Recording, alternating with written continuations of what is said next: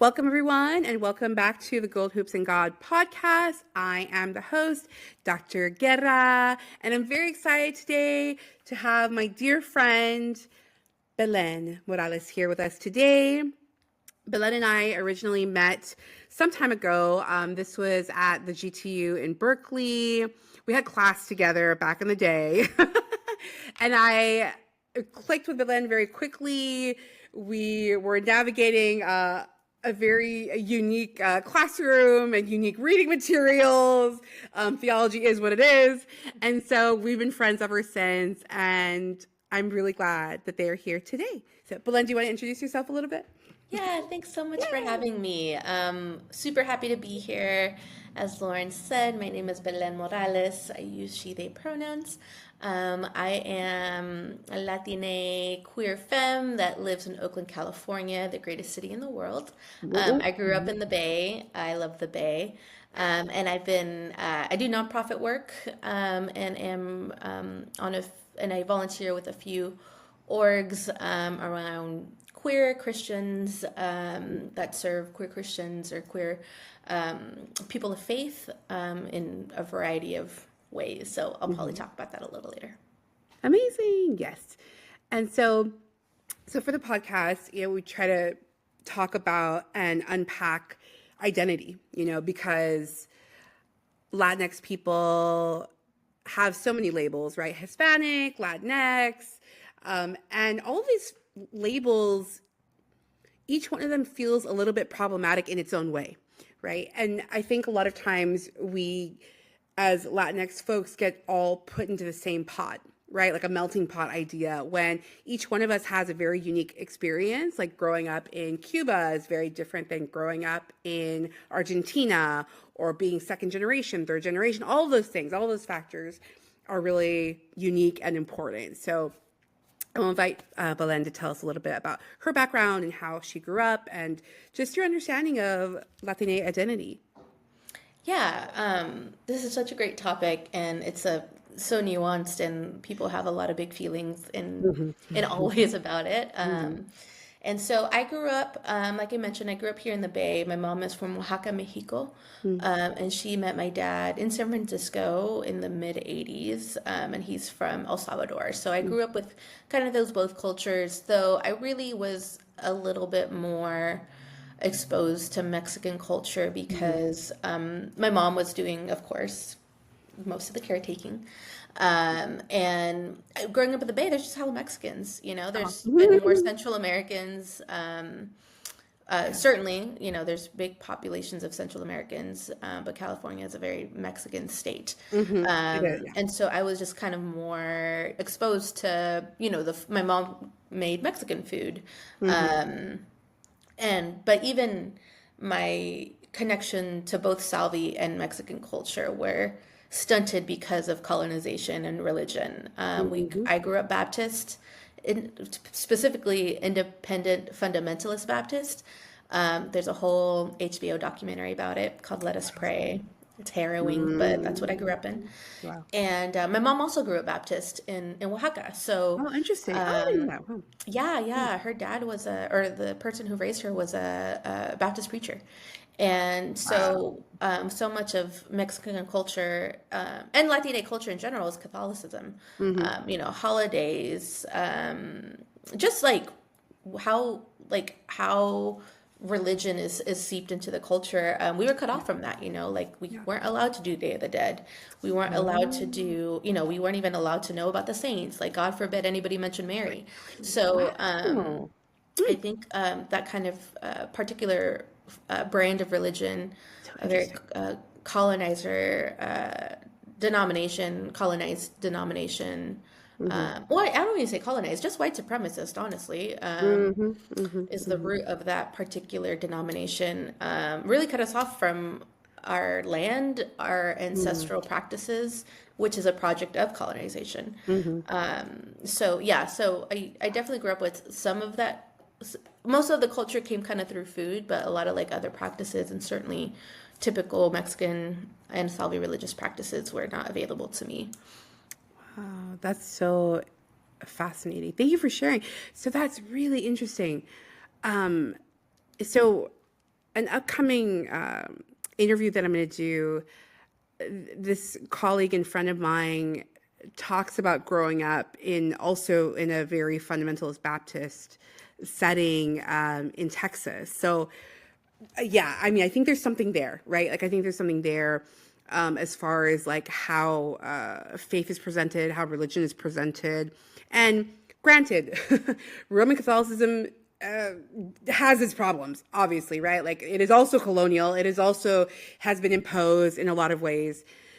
So yeah, this stuff is tricky. Like navigating faith and religion is really tricky. But that is really fascinating, that things that most people assume, right? Most people assume like, oh, all Latinos do this, all Latinos do that. It's like, no, not always, not really. As far as like Mary, the saints, that's Catholic. That's Catholic religion or Catholic practices. Yeah. Wow. Yeah, I remember in community college, I was taking a philosophy of religion course, and we had to pair up with somebody to talk about like our religious background. And this little white girl was like, "So, what was it like growing up Catholic?" I'm like, "I'm not Catholic." Like, Excuse me. I was extremely annoyed by her. Yeah. Yeah, But yeah, that's just not it's not a monoculture. exactly. Yeah. Yeah, it's so along those lines, and you touched upon this a moment ago. California is a predominantly, at least culturally, a very a Mexican American Chicano kind of place, right? My family is Guatemalan Ecuadorian, for those who are tuning in for the first time or who don't know me personally. And I'll be honest, aside from my immediate family who was Guatemalan, I didn't really get to meet other Central Americans, other Guatemalans for a very long time. And I didn't realize that how much of the Latinx culture that I was familiar with was actually Mexican, specifically Mexican American culture. So I'm glad that you brought that up. And and again, speaking to how, alas, how ignorant people can be, I remember people asking me, "Oh, what part of Mexico is your family from?" It's like, we're not from Mexico at all, you know? Again, Yeah. because everyone assumes everyone who is brown skinned or who looks Latina is from Mexico, or assumes that we all speak Spanish, right? These assumptions, all the assumptions come out, even though we are a much more diverse and complex people, for sure. Yeah. Yeah. Yeah, definitely. And there is like this Mexican hegemony in California. Mm. And I mean and maybe this is going way down a rabbit hole, but like so much of That's a that whole another migration, thing. Yeah, yeah, yeah, yeah. so much of that, forced migration of Central Americans into the US, into Canada, are also because of Mexico's like foreign policies and how they've, a lot of the Mexican government has been a puppet of American imperialist interests since, the Mexican Revolution. I mean, if we want to go there for a minute, we can. So, like the feminist side, right? There's a lot of evidence that is very much tied to the maquiladoras, to issues as a result of NAFTA, and things like that. So there's a lot there, absolutely, as far as like the border, migration. It's all intertwined for Yeah, sure. Yeah. 100%. Oh man. Yeah. Yeah. Um, yeah. So, like, speaking of, faith and religion and things, like, so you mentioned that you grew up Baptist, and we went to seminary together, right? And so obviously, like, that was, and I'd be curious to hear from you, kind of your perspective. It was a challenge to my beliefs and my faith to read these documents, right? To read Augustine, to read Sure. Aquinas, to read Luther, to read all of these, fathers, right? Fathers of Christianity. And then, thank goodness for cool classes where we got to read like feminist scholars, Phyllis Tribble and, Rosemary Radford Ruther and, all the rest. So I'm curious, like, how that kind of shaped you, like that academic work, and if it was a challenge to kind of like how you were raised or what you had believed prior to that. I'd be curious to hear. Yeah. Oh my gosh, such a great question. I could talk about this for a very long time. Huh? But you know, I grew up like knowing the Bible backwards and forwards, you know. I Mm, like did like Bible, we called them Bible drills, very militaristic, like ugh. Um, mm. you know, and so my mom like had me read like the Reina Valera version of the Bible out loud every day for like half an hour, you know, to work on my Spanish and then the Bible, you know. Mm. My whole world was Wow. Christianity. My whole world was the church, in this particular type of Christianity. And so um for a lot of reasons, my family left my childhood church when I was a teenager, and Mhm. I was feeling really kind of lost a little bit. And I had always felt, even when I was a kid, that, and maybe this is like, I don't know if this is like the spirit or me just being a Gemini, but I was like, these people are wrong about the Bible. Like, they're Mhm. wrong about a lot of things, but like, Mhm. there's something Mhm. here that's true. Mhm. God is love, Mhm. and like, I need to like, I wanted to know the Bible better than them because they were always trying to send everybody to Mm. hell. Oh yeah. And so, you know, and so in high Hell school, would be at capacity, yeah, like, literally, literally, geez, like it's, what I'm saying? Everybody's going, everybody's out there. Oh, everyone straight to hell. right? Like, oh Um, my God. and so in high school, I was a super nerdy. Oh, I'm still nerdy, but I was really like nerdy teenager, and like, you know, I was reading Harry Potter, but I was also going to the library and reading like memoirs from about, you know, that nuns wrote, and I was reading like, I love you it. know, Christianity, like Mistakes and stuff. You're like, leftist you should love me, dog. What's politics that? and I love it. mystics, and like all of, you know, I was like You're so cool. 17 reading like Karen Armstrong's History of God.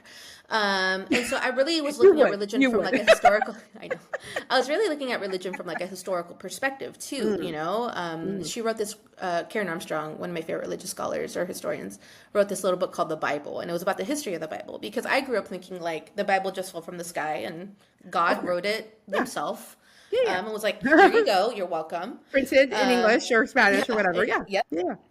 yeah, in Spanish.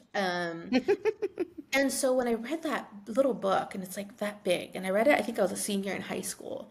Maybe I Mm, was in 18. I don't know. It was really transformative. Like, oh, there's like history behind this, you know? And so that kind of started like opening my mind more and more of like, mm-hmm. there's a historical context to all of this. And of Mm-hmm. course, the Yeah. Bible wasn't written in freaking English or Spanish. Oh, sorry, I swore. In like English or Spanish. Um, and so, so I went to community college. You know, I did philosophy, like religion classes, and I was like really fascinated. And Mm-hmm. so, after that, I did my 2 years at community college. And then I transferred to a 4-year Bible college. So it was a Pentecostal Bible Mm. college, Oh my goodness. extremely conservative. But Really? it Oh was my mostly brown God. folks, actually. There was very little white Interesting. people, folks of color. And Wow. That's so interesting. That's so and cool. I was like the liberal Oh, at the you're the, time, yeah, you the know, I wild was one, the wild one. liberal, Yes. queer, like blah, blah. And I was coming into my queerness still. I was Mm. like, by that time I was like, okay, I am a little queer. But I didn't really like I hadn't really like unfolded You that were yet. But I freeing totally, yourself slowly but yeah, but I surely. read Yeah. a ton about homosexuality in the Bible, and like I Mm. was reading so much of that. Like I had to intellectualize it all for myself to Mm-hmm. be like, Mm-hmm. okay, this Mm-hmm. is me. So that Mm-hmm. was like part of that journey as well, like coming Wow. alongside of this. And so at Bible college, like I would just kind of prove to myself more and more, like, oh yeah, like there's a whole different world. Like I was taught the Bible in the like in the literal way, which is the most basic, unimaginative, ahistorical way of reading that text. Yeah.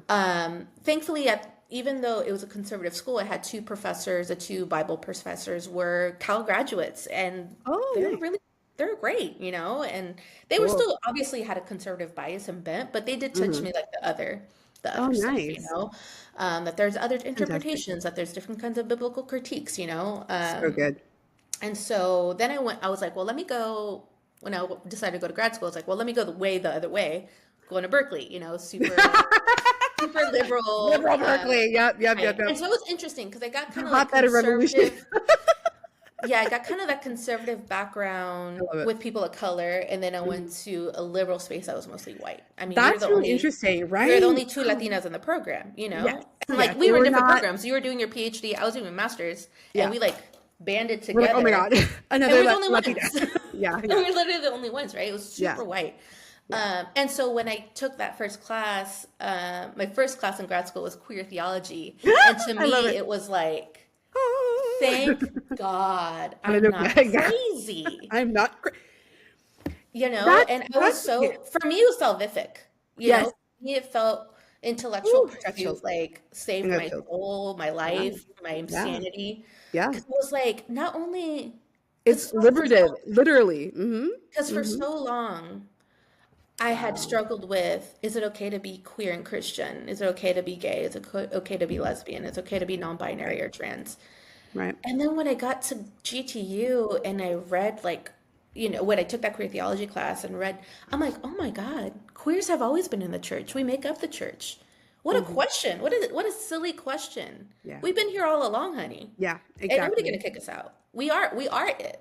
Exactly. And Exactly. so from then on, I've just been on like this I think part of the thing that gives me like one of the things that gives me meaning, makes me feel alive and purpose is like preaching that good news, Mm-hmm. that like Love it. queers can have been always part of the church, will continue to be, that these cis heterosexuals have no authority over us. Mm-hmm. And yeah, and so I know that was a really long answer to your question, but Love it.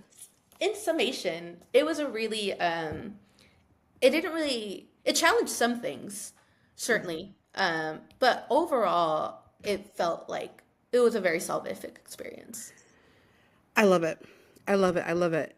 For so many reasons. Oh my gosh, where do I even begin? So I'll start with the Bible, right? Scripture. So it's interesting. My upbringing was almost the opposite.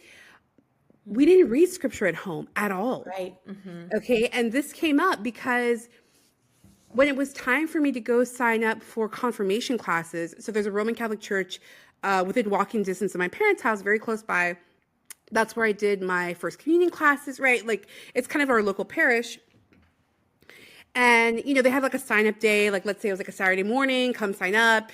And they had like parent volunteers in the parking lot taking, with a clipboard, right? What's your name, your address, da da da da da. And so, my mom waited in the car. I was just supposed to like run up there, sign up, and then we're gonna go on our merry way to like either Target, grocery shop, whatever we were doing that Saturday morning, right? Well, the lady was like, oh, okay, parent volunteer. She's like, okay, put your name, da da da da. And she gets to her question, do you have a Bible? You'll need a Bible for class, for, confirmation class. I was like, oh, I don't think we have a Bible at home. We really don't read the Bible at home. Man, she was like, what?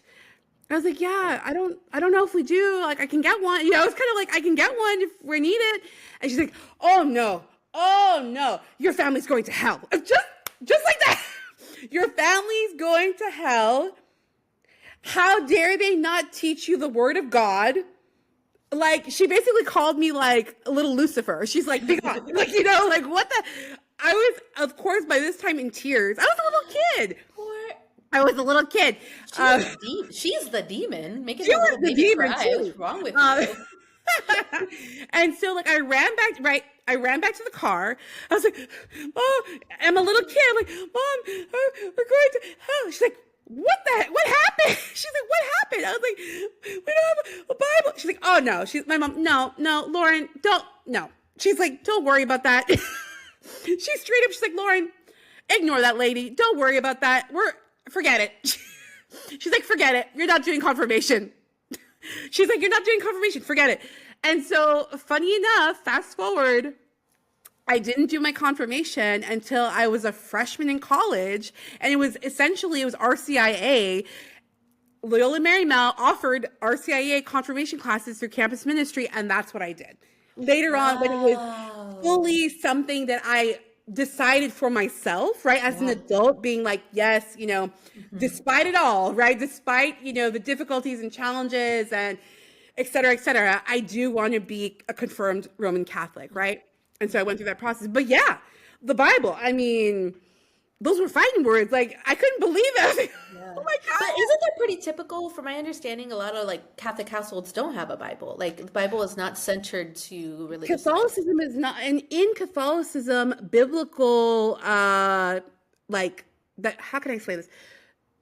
the presence of biblical Bible, etc. in daily life, I feel like it's not as common in comparison to Protestants. Oh Like yeah. in Protestant churches, Protestant families, Protestant communities, be it Lutheran, Baptist, Anglican, whatever. Why? Because for um for Protestants, it's sola scriptura. It's Bible. It is Bible, Bible, Bible all day, all night. Right? And so I think that's part of it. I think again, certainly there are exceptions, right? Certainly there are exceptions to the rules. Certainly there's Catholics out there. Don't come at me, any Catholic Bible scholars, but Right. right. But typically, yeah, it's just Yeah. it's one of those Protestants things. said Luther translated it, so we're reading it. Yeah, Like yeah, yeah. yeah. Yeah. Yeah. The Bible is so central to our life. I was actually looking at some childhood photos the other day, and in the bookshelf behind us, it was so funny because it was just like lined with leather bound Bibles. What Really? Bibles did we need? Oh my God. Like, we just had so many. There's Bibles I everywhere. love it. I love No it. excuse to not You pick it know?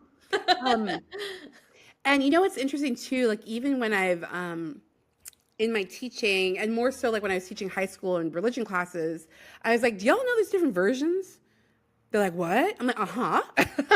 New Revised Standard Version, King James, There's so you name many. it. There's so many. And if you look at them side by side, I'd even do that as an activity. I put it on the big screen, like look at the, what is it called? The website that I love is the Bible Gateway, Oh where you yeah. can like drop down like the menu. Let's look at Genesis side by side. Let's look at Job side by side. Yeah. It's a little different, huh? Like the words, like changing one word here, one word there gives you a whole different meaning. And I'm like, whoa. I was like, yeah. That's crazy. And then you get into the Greek and Hebrew of it all, Oh, and it's Greek just and Hebrew. Oh, like, no. Yeah. you know, Yeah. That's a whole like different thing. like translation is interpretation. Certainly is. Yep. Yep. Yeah. Oh, man. That's so crazy. Yeah. But I love that. I love that, friend. Thank you for sharing. Yeah. So I do appreciate you mentioning how embracing your queerness was a process, and it was kind of like a reconciling, I'm guessing, like a reconciling of like, okay, the things I've been told, about homosexuality, the things that I've heard, right, from different sources may not be accurate, so I would love if you would be able to kind of share with us a little more on that in terms of like embracing your queerness and how today as an adult, like how you navigate those two things of like embracing your queerness and embracing your faith. Yeah. I think that would be really wonderful to hear. Yeah, so, I grew up in the Bay Area to, Latina family.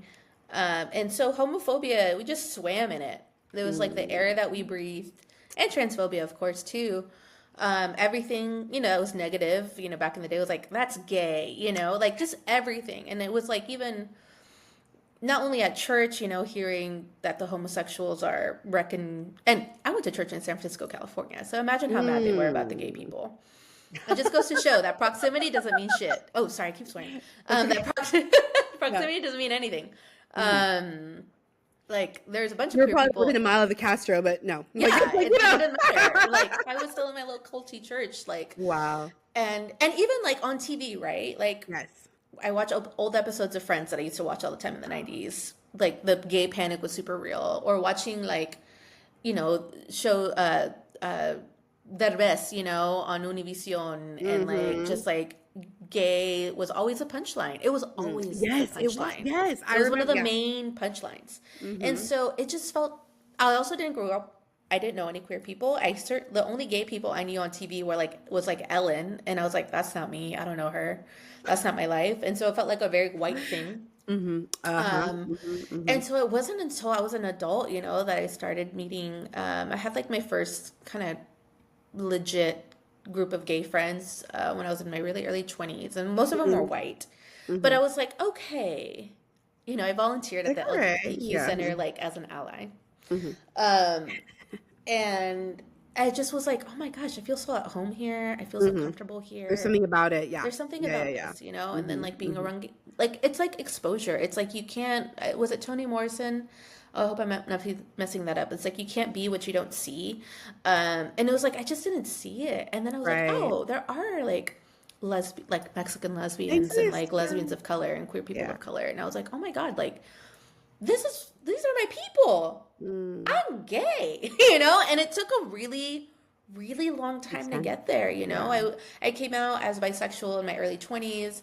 And then when I turned 30, I came out as lesbian, you know? Mm. And that was a really big jump. And Mm. thankfully, you know, I'd never felt, and like, you know, talking about my faith journey, by the time I was accepting these things about myself, Yeah. I had like laid a solid theological and philosophical foundation for myself of like this is good and right and okay, and God Yeah. loves me, and And God love. made me like Hmm. this, and God Yes. created queer people, Yes. and God is queer.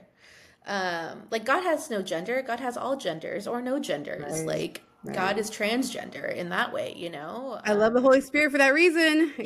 Yes, Like just yes, no yeah, labels here. Yeah. yeah, Yeah. Yeah. exactly. You know, Yeah. and you look at the Hebrew, and it's just like the pronouns are all over the place. Hmm. And so yeah, so by the time I was coming out to the world, I had a pretty soft theological space to land. I That's also, good. when I was in my mid Great. 20s, is that right? Maybe late 20s, Hmm. I found this church called Ministerio Latino here in town Hmm. through the CLGS at the GTU. So many Oh, acronyms. good.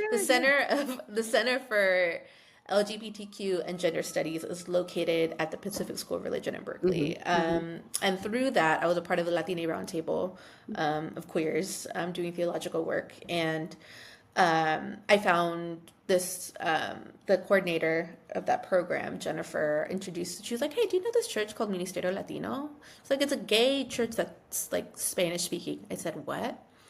And so I Excuse started me? going What? there like in 2015. That's so I guess ya good. casi 10 años, 10 years. Wow. And That's so cool. I was also very salvific. It was like all queers. We're all speaking Spanish. Yeah. You know, the pastor Reino Ramos, who's still my pastor, Salvi lesbian. That's so cool. Wow. And Amazing. it really heals, and it continues to heal a lot of like my religious trauma and wounds. Hmm. To hear the Bible in my mother's language Hmm. be taught in a way that's loving and affirming and Yes. And celebratory, not hateful. Yeah. and it's not, you know, sending me to hell. Like it's been really, really healing. And so Yeah. I had a really soft place to land. I'm really I'm grateful so for that. glad. And I know a lot of people don't have that. Right. But I feel like in the Bay, like you find queer people of faith all the time, you know? Thankfully, right? I mean, like, And I know that's a privilege. Yeah. and this has come up for sure. I do think of people, like, for example, that they live in really small towns, really rural places. There's not a lot of diversity, et cetera. And just, I can only imagine, like, Yeah. how alone Totally. someone can feel. Um, and so, yes, thankfully, the Bay Area is very diverse and actually has, like, churches like this. That's so cool. That's really Yeah. awesome. Yeah.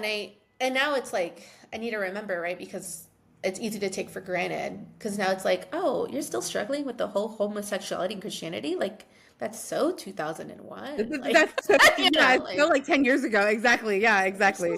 still struggling with this? Like, you know the And there earth is are, on fire. You and know there the earth are, is on fire, right? Like, you know that there's a genocide happening. Like, there's real there's problems. other things to worry about. Exactly. And you're like trying to shut like the twink that's trying to come to church. Like, what the hell's wrong with you? Like, yeah, Let people live, man. Yeah, it's true. literally, It's yeah. so true. And again, like I have to say, like I am grateful that my family has always just kind of operated in a very like open and accepting way, you know. Yeah, yeah, it's good. In other words, like they modeled it without like necessarily realizing it, if that makes sense, Yeah, totally. with things like race, with things like gender and sexuality, is like, that's our And friend, whoever it is, it's like, oh yeah, that's our neighbor, that's our friend, like that's my yeah, coworker, whatever. It's cool. Not a yeah, big, like this not a big implicit thing. understanding. There you go. Implicit Yeah. understanding. Exactly. Wow, that's super cool. Your church sounds awesome. It's funny. So I still go to mass fairly regularly, fairly often. But I'll be honest, I I often struggle sitting in the pews because the homilies are not giving what they need to give, and as you know, like with the theological background, with the education background, it's like I want to stand up and be like, that's not accurate, that's not true, that's not real, that's not right. That's you know gross theological misrepresentation. yeah, yeah, exactly. Yes. So Yeah. it's tough, you know what I'm saying? Like, it's tough. And again, obviously, right, in the Roman Catholic Church, who's doing the preaching? It's men. Like, I don't get to see in the Roman Catholic Church, I don't get to see women pastors, I don't get to Right. see women Right. priests in the Roman Catholic Church. So yeah, it's a Yeah. it's a lot. There's a lot there for sure. Yeah. And the ones who've tried have been called witches and demons. And we True. know what Yes, happens then. exactly. Hmm. Oh Yeah. my God. And you're so right. When you were sharing earlier about the fact that there have always been queer people in the church, immediately I thought of Sor Juana. Mm-hmm. Like, she pretty much had a lesbian relationship with the vice Yeah. reine, Yeah. of for who is And how many their nuns do, and like, many nuns. Yeah, yeah. exactly. If I was like, if If I I was was in born the in a two different centuries too, century, I would yeah. absolutely be a nun and have a torrid lesbian affair. Absolutely. You Absolutely. know, I mean, And like, what's her name? Julian of Norwich, oh like yeah. Hildegard. Like, come on. Yeah, like, come Come on. on. Who are we kidding? Yeah, exactly. Let's be real. Exactly. Yeah, I agree. I agree. It's so true. It's so Yeah. real. Oh my Mhm. gosh. Yeah. Yeah, religion is fascinating. Yeah. Yeah. Religion Yeah. is fascinating. Faith is fascinating. I think it's incredible. You know what I mean? In the sense that it is both at the same time. It can be so liberative and so beautiful and create so much peace, right, in people's lives, or the exact opposite. It can be a source of so much pain and Yeah. frustration and hurt and just cruelty, right? Yeah.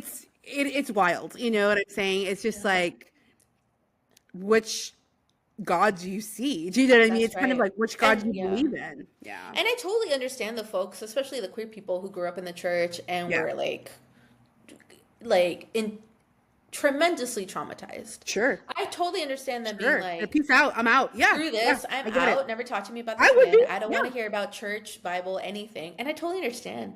I I would be totally too. get Yeah. it. Yeah.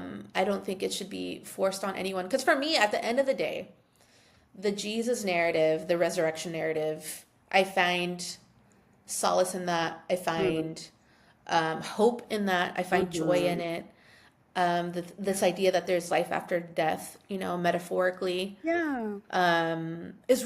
has gotten me through really hard times, really, Yep. really hard times. And it's a story, and I think at the end of the day, Mm. all we do is like create narratives for ourselves Storytelling. out of the world to make sense Critical. of Mm-hmm. things. Mm-hmm. Mm-hmm. And it's a story that works for me. I don't, Mm-hmm. but it's at the end of the day, like a narrative that not everybody chooses um, to find meaning, to derive meaning or hope Sure. from. And I think that's totally fine. Yep. At Yeah. this point in my life, it's continued to serve me in different ways. I've Mm-hmm. remolded it, I've deconstructed it, I've Mm-hmm. remolded it Mm-hmm. Mm-hmm. to Mm-hmm. smash it again and built it up again. But Exactly. it's, the resurrection is something that I keep coming back to. Um, yeah. Absolutely. Absolutely. Yeah, I agree with you. And it's interesting, in another episode when I was interviewing Brenna Vaca, she, at one point, for a long time actually, she was a Methodist pastor. And so, do you know Brenda? She went to Mm-mm. GCU as well. Okay. But anyway, so talk about like having to deconstruct and reconstruct, and, just a sense of like finding peace and finding hope in that story of being there for others, right? So in other words, like that social justice, feeding the poor, clothing the Mm-hmm. naked, Absolutely. that is something really beautiful, Yes, and it can really give exactly. hope. And I don't know, I can, I'll speak for like for a second in terms of like my own personal experiences. I feel like I have gone through such insane situations, and truly and solely, I believe it was by the grace of God and through God's protection that I survived. Like quite literally. I just posted a video for World Mental Health Day, and especially during my bipolar episodes in summer of 2020, I know, and I mean, I know that God, the angels, universe, however you want to call it, something protected me, because there's no way in hell that I should have survived being out and about for several days in the streets of downtown San Francisco with no phone, no wallet, no nothing. Yeah. Right? In other words, like all the things that could have happened, right? And there's other instances where I'm like, wow, I'm protected. I'm grateful, and I have to have faith, because there's no way. Like there's no other way. Right? And even with my family, things that have happened, to my parents, to whatever, right? My brother, etc. It's like, no. Like for me, I'm like, God is real. Say what you want to say, but for me, I can't deny it. You know what I mean? Like yeah. So it's a lot. It's intense, but Yeah. Yeah, and I think um, it's so important to like that's beautiful, like that you have that yeah, belief. And I think at the end of the day, if that's like what works for you and what gives you gets you peace, through. Yeah, helps connect the dots for exactly, you, I think that's really beautiful. I exactly. did want to touch on a thing that you said about justice, because that's something I think that I've left out in the conversation thus far. Because it bugs me when people say, I was watching, oh, this is embarrassing. I was watching 90 Day Fiance, and this I watch it too, girl. Reality TV. okay, great. It's okay. It's okay. And one of the women was like chastising her man Mm, because he didn't believe in God. And she was like, "How do you know right from wrong?" And I just thought that was unhinged, interesting. because if you need God Not to fair. know Yeah. that lying and murder is bad, it's Mm, not great. And I really yeah. don't Yeah. appreciate when religious people do that. Like that God is the only moral compass. Like I think Yeah. innately as humans, and one can call it God, the Holy Spirit, we're created in God's image, Sure. blah blah. Hmm. Or you can just say it's like basic human decency Yeah. to Yeah. not want to kill your neighbor. Um, and so yeah, so that's just something that I think like It's religious not good. people Yeah. really It's get not good. not yeah wrong, and it's usually those same people that don't give a crap about those with food insecurity, No. unhoused people, No. Yeah. genocide, wars. It's usually like they're like go America, which I think is so antithetical to Christian faith. Mm, Like pledging mm. allegiance to any empire is Ooh. Yep. antichrist, if I can Right. get to preaching a little bit here. Um, Yes. so, Yes. Yeah. I- Yeah. Yeah. Yeah. Exactly. but that's also what keeps, that's also one of my favorite things about the Bible, is that it does speak so Hmm. much about justice. Hmm. I mean, and so much about human connection, that there is Hmm. no Jew or Greek, there's no male or female, we all one in Christ Jesus. Hmm. Galatians Hmm. 3:28. And so the Nice. Bible, Nice. those Bible drills really You come got through. the, yeah, exactly, girl. You got the verses. And that to me, like, is talking about, human connection, transcending gender, transcending Hmm. religion, Yeah. and caring about that there is a moral imperative, Yeah. that's like Totally. that we are our siblings keeper. A And thousand I, percent. and though I don't think we need the Bible to point us to that, I do think it's really beautiful and lovely and grounding Yeah. that it is in the There scripture. are, like there are Yeah, aspects that are so beautiful. Like, I'm not gonna lie, there's certain songs that are sung in church that are very moving, that I'll like tear up, because I'm like, oh my God, totally. you Yeah. know, um, And and it's scientifically, true. there's something about singing together that, like, Yes, yes, yeah, for sure, for sure. Um, oh yeah, and so it's true, right? Like, the crucifixion of Jesus of Nazareth was under the Roman Empire. that's right. Like that was a product of empire. It's very State clear. violence. Yeah. State violence. Hello, right? So I don't know. Yeah, it's super interesting, right? It's like people. I don't know what it is. I don't know what it is. It's like not seeing how. very countercultural and revolutionary Jesus was. He's The political. story He's very is. political. He's very Yeah. political. Thank you. Yeah. Yeah. Yeah. Stanley So, Hauerwas, which I don't agree with all of his theology, but he has a really great book called, oh, what is it called? I see the cover of the book. It's a cross with the American flag over it. But he has a, shoot, it's gonna drive me nuts. But he has a really great analysis on the revolutionary political aspect of Jesus. That's really anti-American. I'll say it. Anti-empire anti-empire. in Yeah. general. Yeah. Yeah. Yeah. Exactly. Oh my gosh. Yeah. Wow, friend. Whew, this is a lot. This is really good. This is amazing. Yeah, I love it. I love it. I think there's like so many good things that we were able to touch upon and talk about. So as we, These are all my favorite topics. I love it. Queerness, Yes, it's the best. Oh my gosh. biblical history. Let's go. Yes. Yeah, Bill and I always have a fun time chatting together. Oh yes.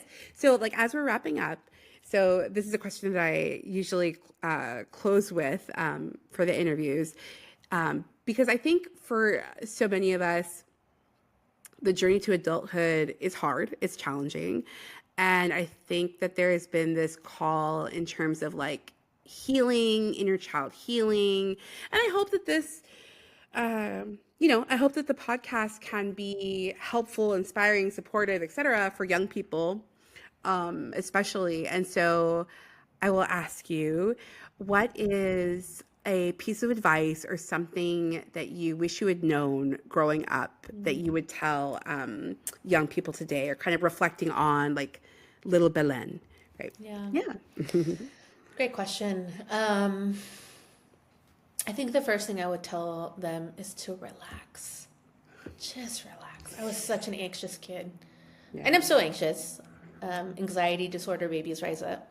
But I was really anxious. I was anxious about hell. I was anxious about the rapture. Oh my God. A rapture. I'd stay up worried about the rapture. I'd No. check my mom's room to see if she was still there. No. Like my first anxiety was around God and the devil and hell. Oh no. Those were my anxieties, and other kids worried about like the boogeyman or whatever. I was like, I know that's not real, but hell is, and so's the devil, because that's what I was taught. And so I was a really anxious kid. So I would tell her to relax. Yeah. That I would point her to the Bible, because that's the only thing I would have listened to at the time. Romans 8:38 talks about there's nothing, not hell or heaven or demons or principalities that can keep you from the love of God. And I still believe that. So, good. I would tell her to relax. I don't have to have all the answers. To love myself and trust myself, because those are things that I also was taught to not do, because of original sin. We're all going to hell and horrible people. I would tell her that that's not true. Like, actually, I am worthy of love, and that to love myself, to trust myself, trust my instincts, trust my gut, trust my ancestral leanings and intuition. And I'd be like, baby, you're gay, and it's okay. It's okay. I know that's a lot like, for you honey. to hear right now. I know that feels Embrace insane, but you're gay, and like the sooner you can make peace with yourself and live your life, like it's gonna be good, and God's gonna be cheering you on with their little rainbow flag, and it's gonna be fine. It's all going to be so good. Oh, yeah, that's beautiful. That's what I would tell myself. Yay! I love that. I love that. I love that. I love that. And it's so interesting. This has been a common theme from the different folks that I have talked with, is the sense of like, you're going to be okay. You're going to be okay. All the things that you were so worried about and stressed out about, like, you'll figure it out. Yeah. Try to enjoy the moment instead of like torturing yourself, you know what I mean? Like over what have you. And trusting oneself. I think this has been a consistent theme. And I think it's really incredible. I think it's so true, but especially when we're younger, it's very easy to get super influenced and swayed by external forces, right? Wanting to fit in, wanting to be liked, wanting our parents to be happy, right? Like all these other external forces, when we don't listen to ourselves. And granted, it takes time to grow and to know yourself, like to really know yourself. It takes time, but I think that like you said, like the sooner that that can happen, it's a game changer. Like it's really incredible. You know, it's a wonderful thing. I think what you're saying is like also points to, or what we're saying is like points to like the insidious nature of like religious sex. Mm-hmm. Um, because I think I love cult documentaries. I think because I grew up in kind of a low key cult. Mm-hmm. Um, and one of the first things cults do is they tear down your sense of self. They make Mm-hmm. you not trust yourself. Mm-hmm. They put in you that you are unreliable narrator to tell your own story and to live your own life. So you need others around you to tell it for you, to tell your Mm-hmm. story for you, and tell who Mm-hmm. you are. Um, and I think that's one of the most harmful things I've had to unlearn from how I grew up, Mm-hmm. Mm-hmm. because they take away your trust in yourself Mm-hmm. first and foremost. Mm-hmm. And I think the very harmful theology around original sin Oh yeah. like leads you to the same conclusion, Mm-hmm. Yeah. that it wasn't for the grace of God, you would be like this terrible monster that's Mm-hmm. unworthy of Mm-hmm. love. And I don't read that in the text. I think that's what men in religion have used to control and to Mm-hmm. manipulate Yeah. over millennia, and they will continue to do so. Right. Right. Oh my goodness. Wow. Powerful. Thank you so much. Thank you so much for that. Thank This you. was This was so much amazing. fun. Yay! I So love good. talking So about all good. So this with good. So you. good. Oh my goodness. I'll be sure to link Belén's company. Belén owns a consulting firm. And so we'll make sure to link that too. So Yeah, and can I just plug a please, couple please. things really Yes, quick? yes, go for it. Yes, absolutely. Yeah, so my consulting firm is called Root and Bloom Consulting, Root and Bloom Consulting, rootbloomoak.com, and I work with nonprofits led by folks of color. I work with leaders of color in the nonprofit sector to maximize their impact around, I do resource development, fundraising. I really love working with boards of directors, managing, developing, recruiting. So that's what I do in my day job. And then I'm also part of two really amazing boards. One is called Soul Force. Some of you may know them. They're an international group that fights Christian supremacy and creates a lot of space for queer folks of color, queer Christians. We're doing our Culto Queer in Mexico City later this month, which I'm So really excited good. about, where we'll be offering baptism to trans folks so they could be baptized in their chosen names, and Mm, offering communion to queer folks when often we are not afforded that opportunity to take communion as a community. mm, So that's Soulforce. You can visit them at soulforce.org. We're also on Instagram. And then the other group is called Infleshed. mm. We create and provide spiritual resources for queer folks, Christian clergy, any leader of faith, really. So we have a Liturgy That Matters library where you can find scripts and poetry for weddings, funerals, protest actions, a host of things. So you can find us at infleshed.org or the Infleshed Instagram.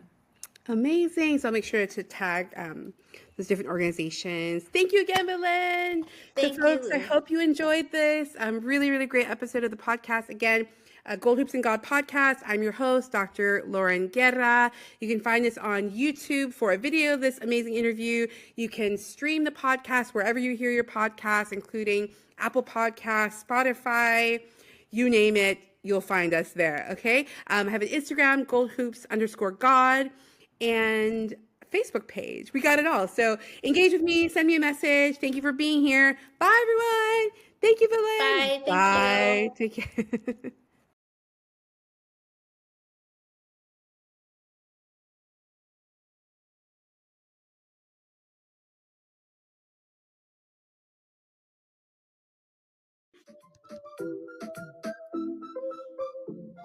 care.